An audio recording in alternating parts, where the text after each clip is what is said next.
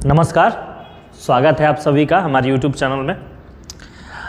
12th का exam बहुत ही पास है और चूँकि इस चैनल पे आपको लगातार इंग्लिश की यूज़फुल वीडियोस मिलती है 12th के एग्ज़ाम के लिए, एयरफोर्स, नेवी और एनडीए के एग्ज़ाम के लिए, तो मैंने सोचा कि हिंदी भी 12th के एग्ज़ाम में काफ़ी महत्वपूर्ण है, 100 मार्क्स का पूछा जाता है, तो क्यों ना स्टूडेंट्स के लिए कुछ हिंदी में भी काम किया जाए ताकि वो इंग्लिश लिटरेचर के साथ साथ हिंदी लिटरेचर में भी काफ़ी अच्छा स्कोर कर सके।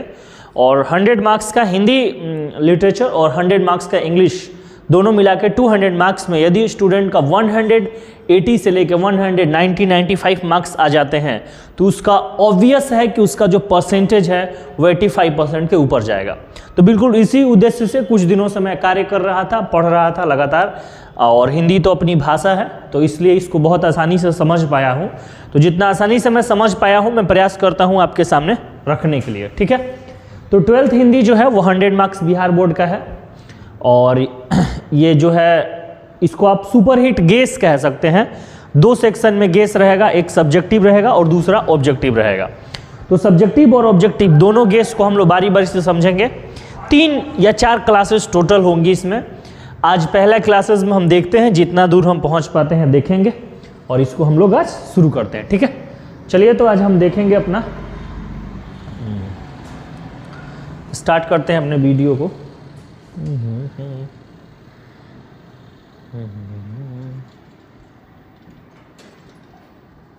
चल, तो सबसे पहले हम यहीं से शुरू करते हैं कि आपको ऑब्जेक्टिव के लिए लगभग 10 से 12 नंबर का ऑब्जेक्टिव क्वेश्चंस आप कुछ छोटे छोटे पॉइंट्स याद करके आसानी से कर सकते हैं।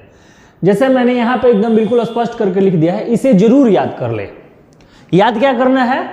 तो लेखक के नाम याद करने हैं और साथ ही में पाठ का नाम। तो जो इस साइड में ये दिया गया है, ये सारा कुछ ये इधर वाला ये जो दिया गया है, ये सारा जो है वो क्या है? पाठ का नाम है। और जो इस साइड दिया गया है इधर, ये सारे लेखक के नाम है, ठीक है। तो लेखक के नाम और पाठ के नाम दोनों दिए गए हैं। तो जैसे मैं एक एक करके देखता हूं कि आपके यहाँ एक पाठ है जिसका नाम है बातचीत, ठीक है। तो बातचीत पाठ के जो लेखक है उसका नाम क्या है? बालकृष्ण भट्ट। दूसरा एक पाठ है जिसका नाम है संपूर्ण क्रांति, है ना। क्रांति यहां पे थोड़ा सुधार लेंगे, संपूर्ण क्रांति। संपूर्ण क्रांति के जो लेखक है उसका नाम है जयप्रकाश नारायण, ठीक है। दूसरा चैप्टर मैंने भूल गया, दूसरा चैप्टर का नाम है उसने कहा था, और उसने कहा था कि जो लेखक है उसका नाम है चंद्रधर शर्मा गुलेरी। इसी तरह अर्धनारीश्वर एक आपका चैप्टर है, उसके लेखक है रामधारी, फिर ये देखो थोड़ा सा गलत हो गया यहाँ पे, रामधारी सिंह दिनकर। एक चैप्टर है रोज, रोज के लेखक है हीरानंद सच्चिदानंद वात्स्यायन अज्ञेय, इनका पूरा नाम है, ठीक है। एक और चैप्टर है एक लेख और एक पत्र, इसके लेखक है भगत सिंह। ओ सदा नीरा, इसके लेखक है जगदीश चंद्र माथुर। सिपाही की मां, इसके लेखक है मोहन राकेश। प्रगीत और समाज, इसके लेखक है नामवर सिंह। जूठन, इसके लेखक है ओम प्रकाश वाल्मीकि। हंसते हुए मेरा अकेलापन, इसके लेखक है मलयज। तिरिछ, जिसके लेखक है उदय प्रकाश। और शिक्षा, जिसके लेखक है जे कृष्ण मूर्ति। ये 13 चैप्टर है। ये हिंदी के गद्य का पाठ है, इसको अंग्रेजी में हम लोग प्रोज बोलते हैं, है ना। ये गद्य का पाठ है। गद्य में आपको 13 पाठ पढ़ने हैं।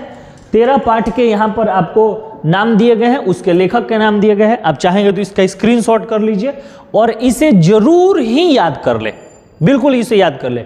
इसे याद किए बिना आप कुछ नहीं कर पाएंगे। इससे आपको अच्छे खासे नंबर के ऑब्जेक्टिव मिलेंगे। क्वेश्चंस लिखना हो, व्याख्या करना हो, हर जगह इसकी जरूरत है। चैप्टर्स और उसके लेखक के नाम आपको याद होने ही चाहिए किसी भी स्थिति में, ठीक है। चलिए आगे बढ़ते हैं और अगला आपका एक और स्लाइड है, ठीक है ना। यहां पर भी आपको दिखाया गया है काव्य लेखक के नाम, ठीक है। अब जो भी लेखक ने कविता लिखी है, पोयम लिखा है, और जो भी पोयम उन्होंने लिखा है उस लेखक के नाम यहाँ पे दिए गए। मैं एक एक करके पढ़ देता हूं, फिर आप देख लेना। जैसे पहला आपका जो कविता है, काव्यखंड है, उसमें कड़बक एक चैप्टर है। कड़बक चैप्टर के जो लेखक है उनका नाम है मलिक मोहम्मद जायसी, ठीक है। दूसरा एक चैप्टर है पद। पद को लिखा है एक सूरदास ने और एक पद को लिखा है तुलसीदास ने। अब आप बोलोगे सर कैसे पहचानेंगे कौन सा पद सूरदास का और कौन सा पद तुलसीदास का है? तो थोड़ी सी समझदारी दिखाना, क्योंकि सूरदास जो थे ना वो कृष्ण भक्त थे, है ना। सूरदास कृष्ण भक्त थे और तुलसीदास कौन थे? राम भक्त थे। तो एकदम स्पष्ट है कि तुलसीदास के पदों में राम की चर्चा की गई होगी और सूरदास के पदों में कृष्ण की चर्चा की गई होगी। इससे आप आसानी से पहचान लेंगे कि कौन से पद किसके हैं। उसके बाद एक अगला चैप्टर है छप्पय, जिसको लिखा है नाभादास ने, ठीक है। एक और चैप्टर है कवित, जिसको लिखा है भूषण। भूषण को हम लोग यहां पर वीर रस कवि भी कहते हैं, है ना। वीर रस कवि भी भूषण को हम लोग कहते हैं। उसके बाद एक और चैप्टर है जिसका नाम है तुमुल कोलाहल कलह में, जिसके लेखक है जयशंकर प्रसाद, जो काफी मशहूर लेखक है। उसके अलावा एक और लेखक है पुत्र वियोग। पुत्र वियोग एक और चैप्टर है जिसके लेखक है सुभद्रा कुमारी चौहान। ये एक कावित्री है, ये कवि नहीं है, कावित्री है। उसके बाद एक और चैप्टर लिखा है ऊषा, जिसके लेखक है शमशेर बहादुर सिंह। एक और चैप्टर है जन जन का चेहरा एक, गजानन माधव मुक्तिबोध। उसके बाद एक और चैप्टर है अधिनायक, जिसके लेखक है रघुवीर सहाय। एक और चैप्टर है प्यारे नन्हे बेटे को, जिसके लेखक है विनोद कुमार शुक्ल। एक और चैप्टर है हार जीत, जिसके लेखक है अशोक वाजपेयी। और एक और चैप्टर है गांव का घर, जिसके लेखक है ज्ञानेंद्र पति। ये देख लो, आपको इतने सारे चैप्टर्स हैं, 13 चैप्टर्स। तो 13 चैप्टर आपको गद में और 13 चैप्टर पद में। टोटल हिंदी में कितने चैप्टर हो गए? 26 चैप्टर। और इस 26 चैप्टर को आप याद करेंगे तो मुझे बहुत ही आसानी से लग रहा है कि लगभग 13 से 15 नंबर का जो क्वेश्चन है वो आप आसानी से क्या कर लेंगे? बना देंगे। कोई दिक्कत नहीं। चलिए आगे बढ़ते हैं और आगे बढ़ेंगे और एक नए स्लाइड को देखेंगे, ठीक है। और ये है आपका एक नया स्लाइड। इसमें भी एक प्रकार के अलग से क्वेश्चन आपको देखने को मिलेंगे। जैसे कि एक साइड में आपको यहां पर दिखाया गया है पाठ और एक साइड में दिखाया गया है पाठ के प्रकार, ठीक है। मतलब जो अभी हमने 26 चैप्टर की बात की उसमें से कौन सा पाठ क्या है, इस बात को समझते हैं। तो जैसे कि आपका एक यहां पर चैप्टर है जिसका नाम है बातचीत। तो बातचीत जो है वो एक प्रकार का क्या है? निबंध है। उसके बाद एक चैप्टर है उसने कहा था। उसने कहा था एक प्रकार की क्या है? कहानी है। उसके बाद संपूर्ण क्रांति। संपूर्ण क्रांति एक प्रकार का क्या है? भाषण है। उसके बाद अर्धनारीश्वर। अर्धनारीश्वर भी एक प्रकार का क्या है? निबंध है। रोज, रोज जो है यहां पे भी फिर रोज हो गया है। रोज जो है ना वो एक प्रकार की क्या है? कहानी है। इसको याद रखना, रोज एक प्रकार की कहानी है। ओ सदा नीरा। ओ सदा नीरा भी एक निबंध है। सिपाही की मां एक प्रकार का एकांकी है और आपको पता होना चाहिए एकांकी एक प्रकार का नाटक होता है, शॉर्ट नाटक होता है, उसको हम लोग एकांकी कहते हैं, ठीक है।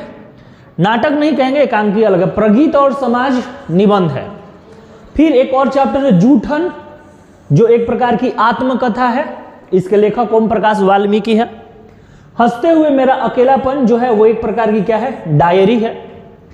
तिरिछ जो है वो एक प्रकार की क्या है? कहानी है। शिक्षा जो है वो एक प्रकार का संभाषण है। ये भाषण हो जाएगा ऐसे, संभाषण है ना। ये भाषण का ही एक रूप होता है, संभाषण।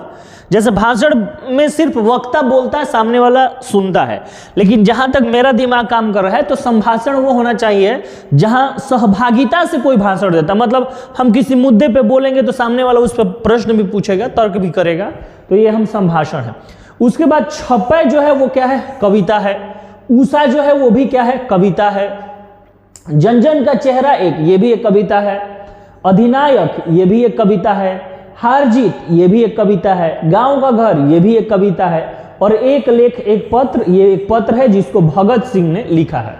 तो इस तरह से आप देख सकते हैं कि ये मैंने हिंदी के सारे चैप्टर्स आपको बता दिए और इस चैप्टर्स का क्या मतलब क्राइटेरिया है, किस प्रकार के चैप्टर है, इस पाठ के प्रकार क्या है, वो भी मैंने आपके सामने रख दिए। तो ये 3 स्लाइड जो अभी हम लोगों ने किया, एक गद के पाठ और उसके लेखक के नाम, पद का पाठ और उसके लेखक का नाम, और उसके बाद पाठ और प्रकार, ये 3 आप जरूर याद रखेंगे हर एक बात को। इससे आपको ऑब्जेक्टिव क्वेश्चंस लगभग 20 नंबर के क्वेश्चंस बन जाएंगे। और इसके अलावा आप प्रश्न उत्तर भी लिखिएगा, व्याख्या कीजिएगा, उस सब में भी इसकी बहुत ही ज्यादा जरूरत पड़ेगी, ठीक है। चलिए आगे बढ़ते हैं और हम लोग नए पॉइंट को देखते हैं। अब यहां से हमारा शुरू होता है विषयनिष्ठ प्रश्न, जो 50 अंक के पूछे जाते हैं। ठीक है, विषयनिष्ठ मतलब जिसको अंग्रेजी में हम लोग सब्जेक्टिव कहते हैं। आप एक बात थोड़ा बड़े गहराई से समझिएगा, आप ये मत समझिएगा कि जो मैंने अभी पहले 3 स्लाइड करवाया ऑब्जेक्टिव में सर आप क्या उतना ही करवाएंगे, नहीं। इसके अलावा मैं अलग से 200 ऑब्जेक्टिव क्वेश्चंस की प्रैक्टिस करवाऊंगा। 200 ऑब्जेक्टिव क्वेश्चंस की प्रैक्टिस में करवाऊंगा आप लोगों को, जिससे आप हर प्रकार के हिंदी में आने वाले ऑब्जेक्टिव क्वेश्चंस बना सकते हैं। 4 हिंदी की क्लासेस आपको करनी है, आज, अगले दिन, अगले दिन, अगले दिन, 4 क्लासेस। ठीक है, और इस वीडियो को आप शेयर भी कीजिएगा अपने दोस्तों के साथ, फ्रेंड्स के साथ। बिल्कुल सुपर हिट के से सारे क्वेश्चंस आपको आएंगे, इतना आप तैयारी कर लेंगे 85, 90, 95 आसानी से आप हिंदी में ला सकते हैं। चलिए हम लोग शुरू करते हैं।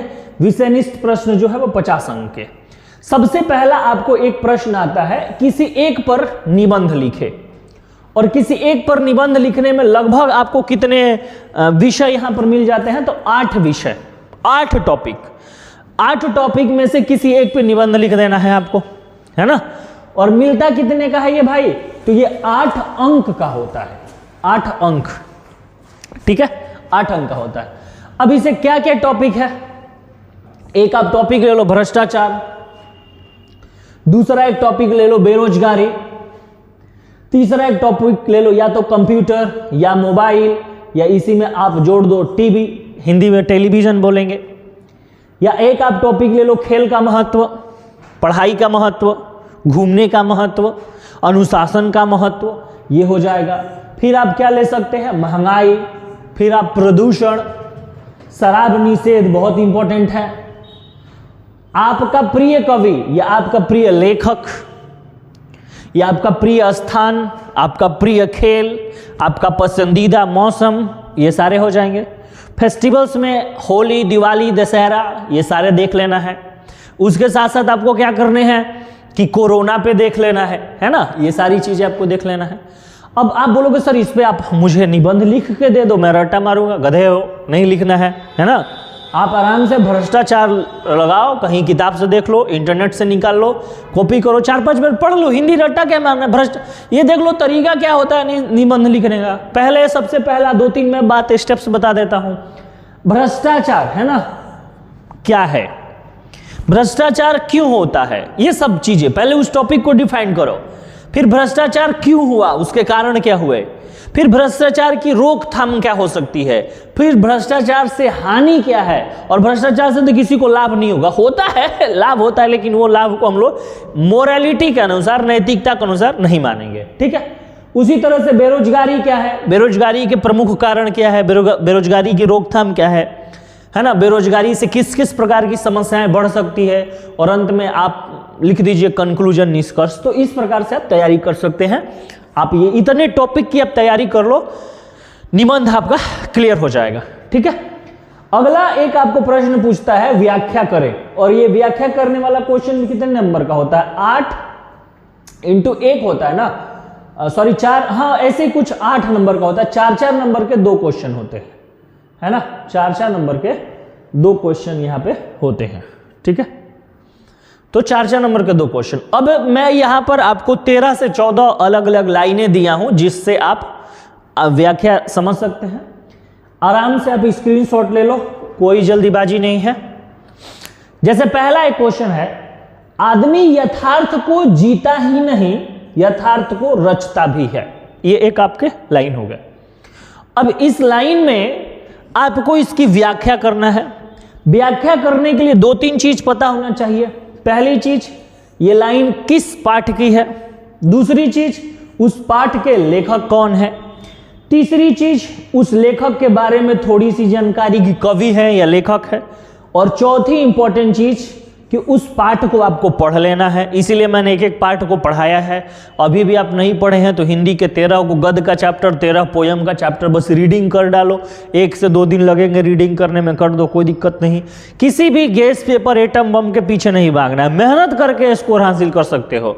और जब तुम पता है मेहनत करके स्कोर हासिल करोगे ना, तो तुम्हारे अंदर जो कॉन्फिडेंस आएगा वो कॉन्फिडेंस पूरी जिंदगी रहेगी। और 12th में कभी भी मतलब स्कोर आ गए तुम्हारे 80% और तुम्हारे अंदर कॉन्फिडेंस नहीं है तो क्या होगा, फिर उस कॉन्फिडेंस ना होने की वजह से कहीं पे तुम खड़ा नहीं हो सकते हो और कहीं पे तुम अपने अधिकार के लिए फाइट नहीं कर सकते, इसीलिए मेहनत करके लाएंगे, 60% लाएंगे, मेहनत करके लाएंगे, तो मेहनत करो, है ना। चलो अब देखो इसको कैसे एक्सप्लेन करना, मैं बेसिक से एक फंडा दे दिया हूं। लिखना कैसे है, प्रस्तुत पंक्तियां दिंगत भाग 2।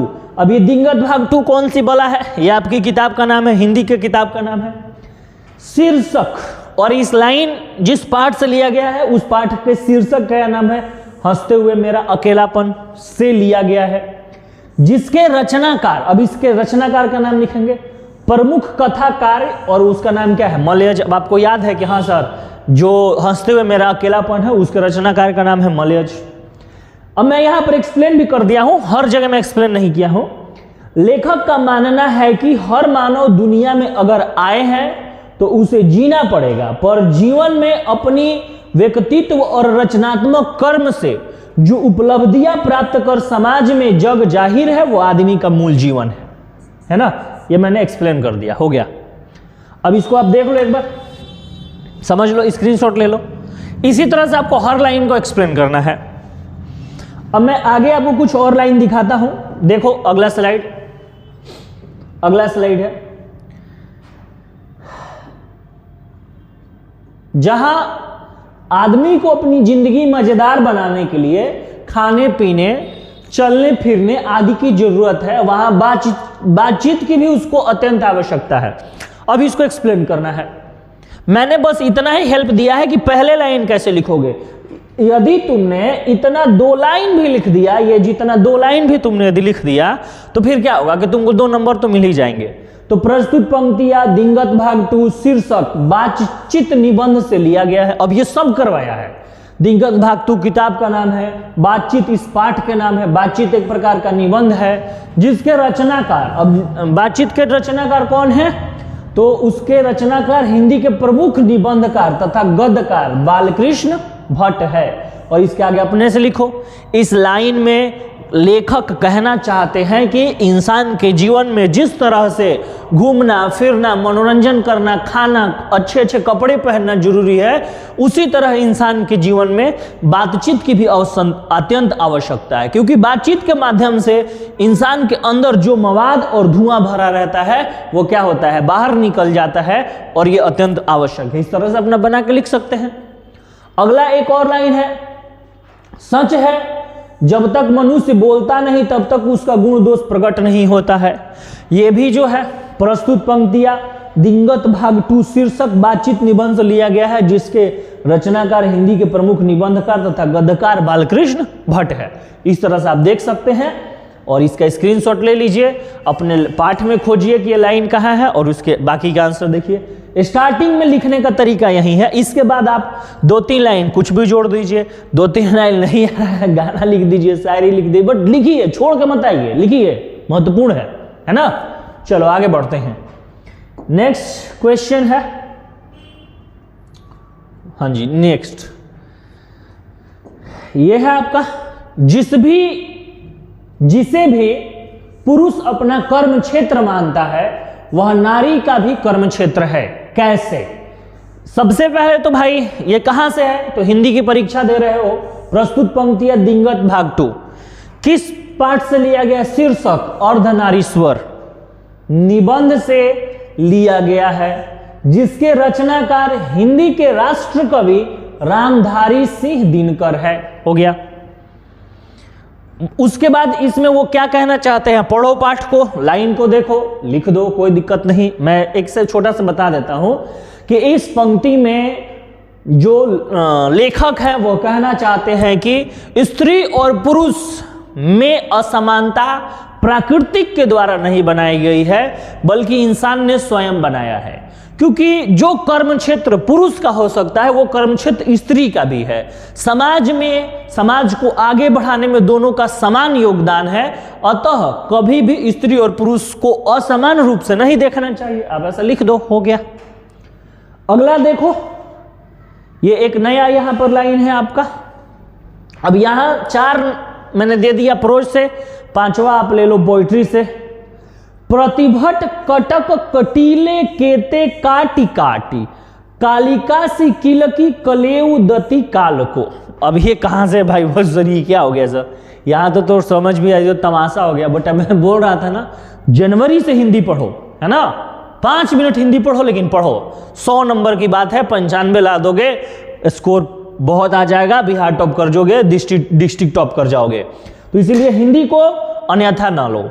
प्रस्तुत पंक्तियां दिंगत भाग 2 काव्यखंड कविता, काव्यखंड कविता, कविता का शीर्षक है कवित, कवित से लिया गया है, जिसके रचनाकार वीर रस के कवि भूषण है। इस पंक्तियां में कवि कहना चाहते हैं कि अब जब भूषण के द्वारा लिखा गया, आप कवित पढ़ेंगे तो आप देखेंगे कि वहां पे उन्होंने 2 लोगों के विषय में वर्णन किया है, शायद एक छत्रपति शिवाजी और दूसरा राजा छत्रसाल, उन्हीं के बारे में यह लाइन है, आप लिख के देख सकते हैं। ठीक है, चलिए आगे बढ़ते हैं, आगे बढ़ेंगे और अगले स्लाइड की ओर। यह लगता है एक बार यदि पल भर को उसको पा जाती, जिसे लगा प्यार से सर सहला, सहला उसको समझाती। ये भी एक आपको लाइन दिख गया। तो ठीक उसी तरह से प्रस्तुत पंक्तियां दिंगत भाग 2 काव्यखंड कविता शोक गीत शीर्षक पुत्र वियोग से लिया गया है, जिसके रचनाकार राष्ट्रीय संस्कृति धारा की काव्यात्री सुभद्रा कुमारी चौहान है। इस कविता में कवित्री कहना चाहती है कि चूंकि यह कविता जो है वो पुत्र वियोग में लिखा गया है, तो ये लाइन पुत्र के वियोग में है। अगला है, तड़प रहे हैं विकल प्राण ये, मुझको पल भर शांति नहीं है, वह खोया धन पा न सकूंगी, इसमें कुछ भी भ्रांति नहीं है। इस लाइन को एक्सप्लेन कर लो। प्रस्तुत पंक्तियां दिंगत भाग 2 काव्यखंड कविता शोक गीत शीर्षक पुत्र वियोग से लिया गया है, जिसके रचनाकार राष्ट्रीय संस्कृति धारा के कवयित्री सुभद्रा कुमारी चौहान है। ठीक है, तो ऐसे कर सकते हैं, चल रहा है कि नहीं थोड़ा देख लीजिए। तो ये आप यहां से देख सकते हैं। ठीक है, अगला आप देख लो, एक यहां पे और है, ये तो देख लिए। नेक्स्ट स्लाइड देखो, ठीक ना। नेक्स्ट स्लाइड है, मेरा भैया मेरे बेटे,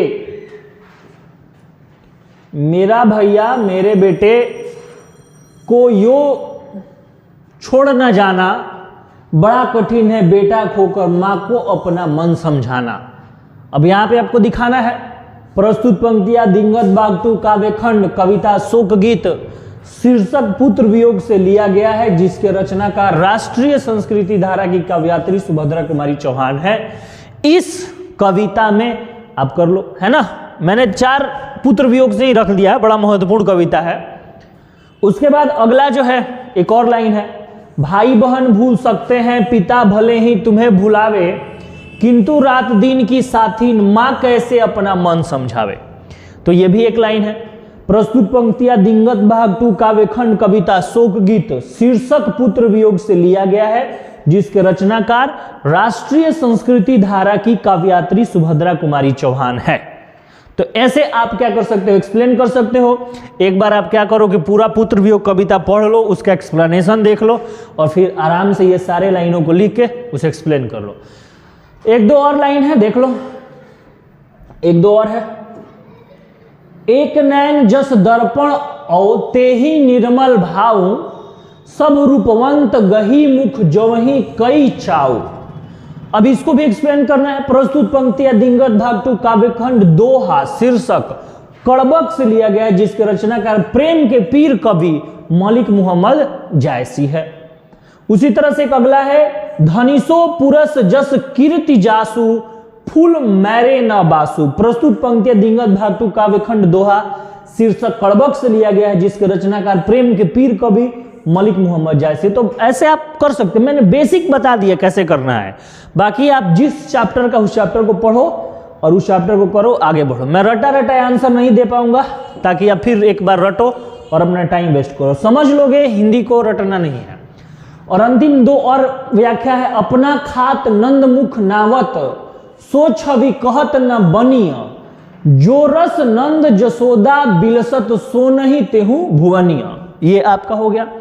तो प्रस्तुत पंक्तियां दिंगत भाग 2 काव्यखंड दोहा शीर्षक पद से लिया गया है, जिसके रचनाकार हिंदी के सुप्रसिद्ध कवियों में से एक सूरदास है। और सूरदास कृष्ण के बारे में बोलेंगे तो यहां पर वो कृष्ण के बारे में बता रहे हैं, नहीं भी समझ में आए तो 2-4 लाइन कृष्ण के बारे में लिख देंगे कि कृष्ण की सुंदरता का वर्णन कर रहे हैं, है ना, कृष्ण की छवि कैसे उसका वर्णन कर रहे हैं, यशोदा के प्रेम का वर्णन कर रहे हैं, आपका काम हो जाएगा।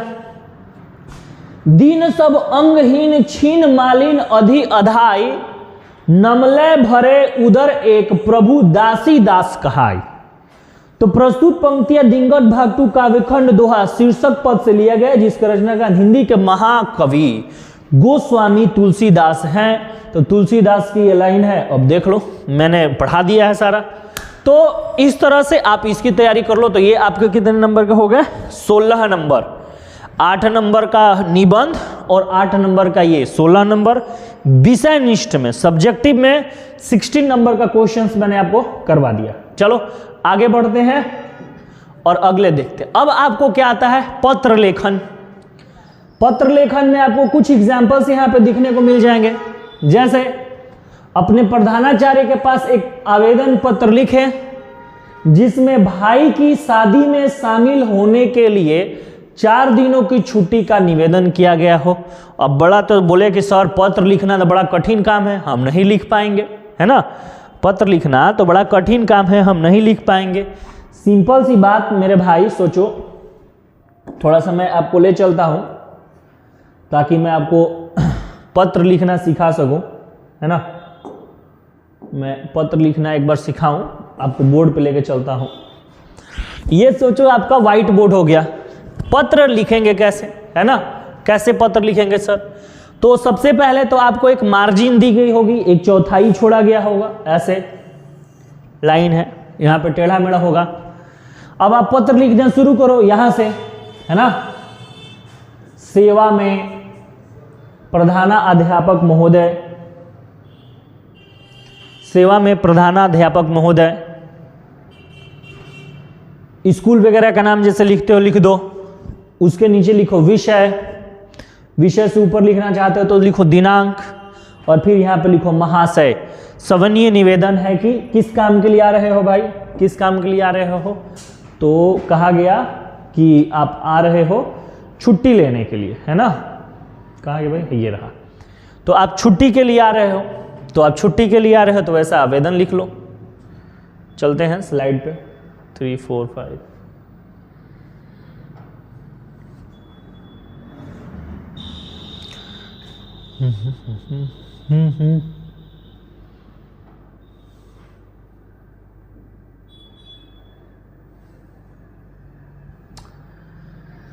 चलिए देखते हैं, थोड़ा खुल जाओ भाई, खुल जाओ सिमसिम।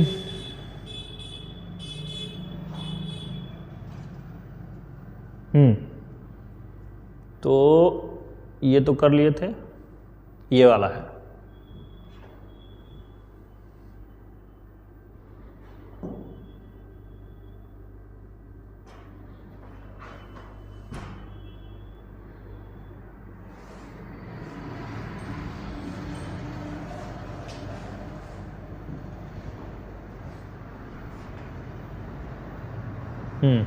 ठीक है, पत्र लेखन खुल गया। तो यही था अपना।